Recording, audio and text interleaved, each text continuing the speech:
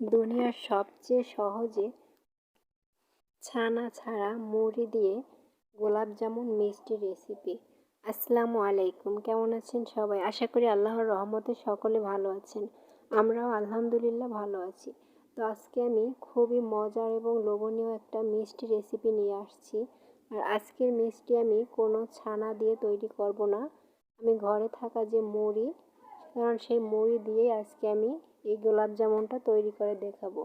এর থেকে মনে হয় মিষ্টি রেসিপি, এর থেকে সহজ মিষ্টি রেসিপি মনে হয় আর নেই।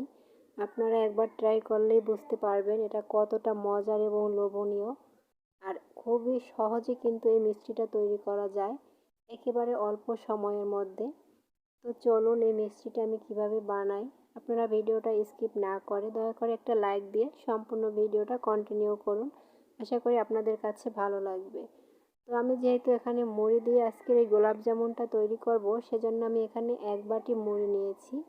তো এই 1 বাটি মুড়ি নিয়ে আমি এটাকে এখন ব্লেন্ডারে নিয়ে গুঁড়ো করে নেব।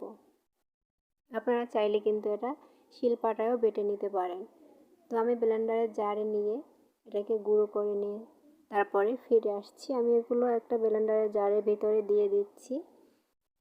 তো সবগুলো মুড়ি কিন্তু আমি ব্লেন্ডার জারে দিয়ে দিব। আর এটা কিন্তু আপনারা চাইলে ঘরে যে নরম মুড়ি থাকে সেটা দিয়েও কিন্তু তৈরি করতে পারবেন। তবে সেক্ষেত্রে মুড়িটাকে একটু টেলে নিতে হবে শুকনো তাওয়ায়, তখন মুড়িটা মচমচে হবে। তারপর এরকম করে গুঁড়ো করে নিতে হবে। তো আমি একটা গ্রাইন্ডার জারে নিয়ে মুড়িগুলোকে গুঁড়ো করে নিয়েছি। তো আমি দেখাচ্ছি এটা কেমন গুঁড়ো হয়েছে। এটাকে একেবারে মিহি করে নিতে হবে। তো এই তো আমি 1 বাটি মুড়ি গুঁড়ো করে এই যে 1 কাপ গুঁড়ো হয়েছে। তো এটা যদি একেবারে মিহি দানা না হয় তাহলে একটু চেলে নেবেন। তো আমার এটা মিহি দানা হয়েছে, তো আমি আর চেলে নেইনি। তারপর এর ভিতরে আমি দিয়ে দিয়েছি 2 টেবিল চামচ ময়দা। এটা বার্নিংয়ের কাজ করবে। এখানে কিন্তু আটা ব্যবহার করবেন না, আমি ময়দাটাই দিয়েছি।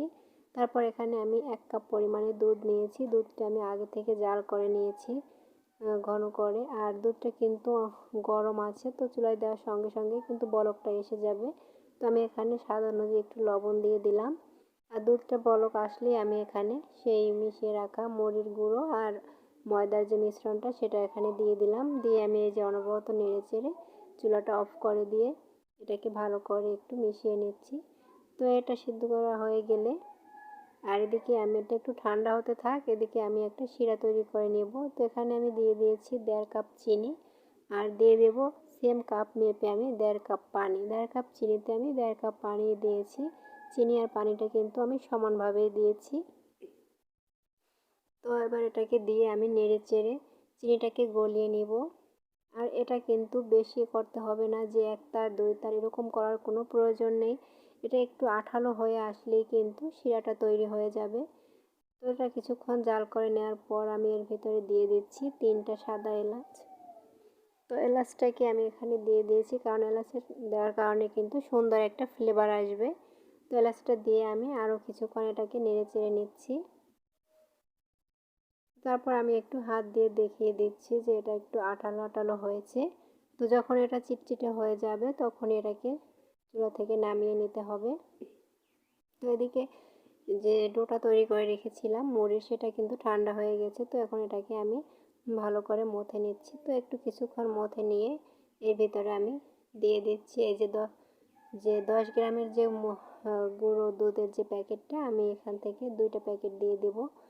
প্রথমে একটা প্যাকেট দিয়ে এখানে দিয়ে দিচ্ছি 1 টেবিল চামচ বেকিং পাউডার। এখানে বেকিং সোডা দিতে যাবেন না, যদি দেন তাহলে বেকিং পাউডারটাই দিতে হবে। তো বেকিং পাউডারটা দিয়ে আমি আবারও একটু মেখে নিচ্ছি। তারপরে আমি এখানে আরও একটা প্যাকেট দিয়ে দিচ্ছি। মোট এখানে আমি 20 গ্রাম গুঁড়ো দুধ দিয়ে দিয়েছি। গুঁড়ো দুধ দিলে কিন্তু এটার ফ্লেভারটা সুন্দর আসে।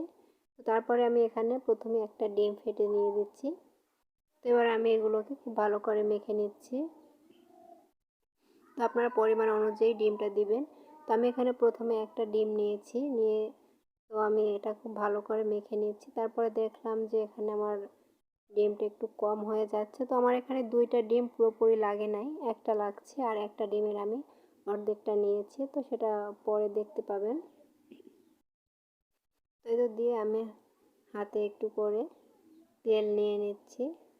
আসলে এখানে আপনাদের কাছে যদি ঘি থাকে তো সেক্ষেত্রে আপনারা এখানে 1 টেবিল চামচের মতো ঘি দিয়ে দেবেন, তাহলে সুন্দর একটা ফ্লেভার আসবে। তো আমার কাছে আসলে ঘি ছিল না, আমি ঘি বানাবো অনেক দিন হলে বানানো হচ্ছে না, তো যার কারণে এখন আমি এখানে হাতে একটু তেল মেখে এটাই করে নিচ্ছি, নাহলে কিন্তু এটা হাতের সঙ্গে লেগে আসছে। তো তারপর এখান থেকে আমি ছোট ছোট করে লেচি কেটে নিয়ে আমি মিষ্টির শেপ দিয়ে দেবো। আপনারা চাইলে কিন্তু এটাকে গোল করেও নিতে পারেন, তো আমি লম্বা করেই নিব।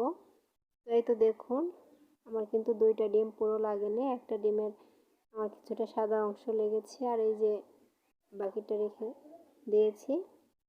তো তারপর তো আমি এই যে এখান থেকে নিয়ে তারপর দেখিয়ে দিচ্ছি, হাতের তালু নিয়ে এরকম করে ঘোরালেই কিন্তু সুন্দর একটা গোলাপ জামুনের শেপ এসে যায়। তো এটা কিন্তু খুবই সহজ, এটা সবাই তৈরি করতে পারে। আর ছোট বড় সেটা আপনাদের ব্যাপার, যদি আপনারা চান যে বড় বড় করবেন সেক্ষেত্রে বড় বড় করে নিতে পারেন, আর যদি একটু মিডিয়াম সাইজের চান সেক্ষেত্রে আমার মতো করে নেবেন। আমি কিন্তু একেবারে ছোট করি নাই আর একেবারে বড়ও করি নাই, আমি মিডিয়াম সাইজের করেছি। তো এই তো আমি 3টা তৈরি করে নিয়েছি, এভাবে আমি সবগুলো গোলাপ জামুন তৈরি করে নিচ্ছি। তো এই তো দেখুন, এখানে আমার এতগুলো তৈরি হয়েছে 1 কাপ ময়দা দিয়ে। তো এবার আমি এগুলোকে ভেজে নেব। তো এজন্য আমি চুলায় একটা কড়াই বসিয়ে এতে দিয়ে দিচ্ছি পরিমাণ মতো তেল। তো তেলটা কিন্তু বেশি গরম করতে যাবেন না, তেলটা দিয়ে যখন হালকা একটু গরম হয়ে আসবে, কুসুম গরম, তখনই কিন্তু এর ভিতরে একে একে সেই বানিয়ে রাখা মিষ্টিগুলো দিয়ে দিতে হবে। আর এটার কিন্তু আঁচটা একেবারে মিডিয়ামে থাকবে, আঁচটা হাইয়ে করে দিবেন না, তাহলে কিন্তু মিষ্টিগুলো হবে না, কারণ ভেতরটা কাঁচা থেকে যাবে আর উপরে কিন্তু কালার এসে যাবে, সেক্ষেত্রে কিন্তু মিষ্টিটা পারফেক্ট হবে না। তো এই জন্য কিন্তু চুলার আঁচটা একেবারে পুরোপুরিভাবে কিন্তু মিডিয়ামে রেখে দিতে হবে। আর এভাবে করে যখন মিষ্টিগুলো ফুলে উঠবে তেলের থেকে, তখন কিন্তু এটাকে আস্তে করে নেড়ে চেড়ে উল্টে পাল্টে দিতে হবে।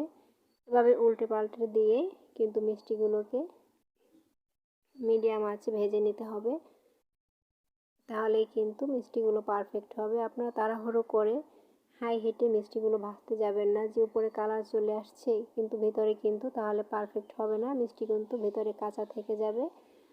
তো সেক্ষেত্রে কিন্তু বারবার বলছি, এটা কিন্তু আঁচটা কিন্তু মিডিয়ামে রেখেই ভাজতে হবে। দেখুন আমি কিন্তু অনেকটা সময় নিয়েই এভাবে করে ভাজছি আর উল্টে পাল্টে নেড়ে চেড়ে দিচ্ছি। তো দেখুন ফাইনালি আমার কিন্তু মিষ্টি কালারটা এসে গেছে, তো আমি এভাবেই কালারটা রাখবো। তো এখন আমি তুলে নিচ্ছি, আপনারা যদি আরও গাঢ় করতে চান সেক্ষেত্রে আর একটু ভেজে নেবেন, তবে খেয়াল রাখবেন একেবারে পুড়িয়ে ফেলবেন না। আর যদি একটু হালকা রাখতে চান সেক্ষেত্রে আর একটু হালকা ভেজে নেবেন। তো তারপর আমি কিন্তু মিষ্টিগুলো তুলে সরাসরি গরম থাকা অবস্থাতেই শিরার ভিতরে দিয়ে দিয়েছি। তো পরবর্তীতে যে মিষ্টিগুলো ছিল সেই ব্যাচটাও কিন্তু আমি ভেজে এই যে শিরার ভিতরে দিয়ে দিয়েছি। দিয়ে এবার কিন্তু আমি এটাকে রেখে একটা বলক তুলে নেব, বেশিক্ষণ জাল করতে যাবেন না, শুধু একটা বলক আসা পর্যন্ত এগুলোকে ঢাকনা দিয়ে ঢেকে জাল করে নিলেই হয়ে যাবে।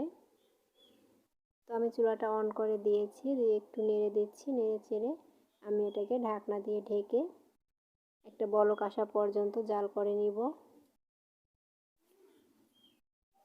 তো এই তো আমি ঢাকনা দিয়ে ঢেকে দিয়েছি, তো এই তো বলক চলে আসছে দেখুন। এবার আমি চুলাটা বন্ধ করে এভাবে করে রেখে দিব 30 মিনিটের মতো। এটাকে সারা রাত্রের জন্য রেখে দিতে হবে না, তো আপনারা যদি চান সেক্ষেত্রে কিন্তু সারা রাত্রেও এটাকে রেখে দিতে পারেন। তো আমি এটাকে 30 মিনিটের মতো এই যে এরকম চাপা দিয়ে ঢেকে রেখে দিব। তো 30 মিনিট পরে আমি ফিরে আসছি, দেখুন শিরাটা কিন্তু অনেকটাই শুষে গেছে, টেনে নিয়েছে। আর এই তো দেখুন মিষ্টিগুলো কিন্তু মাশাআল্লাহ ফুলে ডাবল হয়ে গেছে। তো আমি এই তো দেখুন একটা প্লেটে সার্ভ করে নিয়েছি। মাশাআল্লাহ মিষ্টিগুলো দেখতে কতটা লোভনীয় লাগছে, আর একেবারে মনেই হচ্ছে না যে এগুলো বাড়িতে এবং মুড়ি দিয়ে তৈরি, মনে হচ্ছে যেন একেবারে দোকান থেকে কিনে আনা গোলাপ জামুন মিষ্টি। দেখুন মিষ্টিগুলো কতটা সফট হয়েছে, আমি দেখিয়ে দিচ্ছি। প্রতিটা মিষ্টি কিন্তু এরকমই সফট হয়েছে, আপনারা দেখে নিশ্চয়ই বুঝতে পারছেন।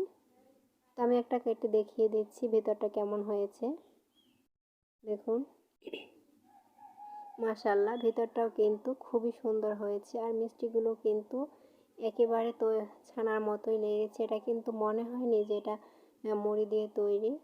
বাসার সবাই কিন্তু খুবই পছন্দ করেছে। তো আপনারাও কিন্তু এভাবে বাড়িতে মুড়ি দিয়ে এরকম খুবই সহজ, এটা বানাতে কিন্তু একেবারেই সময় লাগে না, ঝটপট কিন্তু এই মিষ্টিটা তৈরি করে নেওয়া যায়। তো আপনারাও কিন্তু এভাবে তৈরি করে নিতে পারেন, সবাই কিন্তু ভীষণ পছন্দ করবে। তো আমার রেসিপিটি কেমন লাগলো কমেন্ট বক্সে জানিয়ে দেবেন। সবাই ভালো থাকবেন, সুস্থ থাকবেন। আল্লাহ হাফেজ।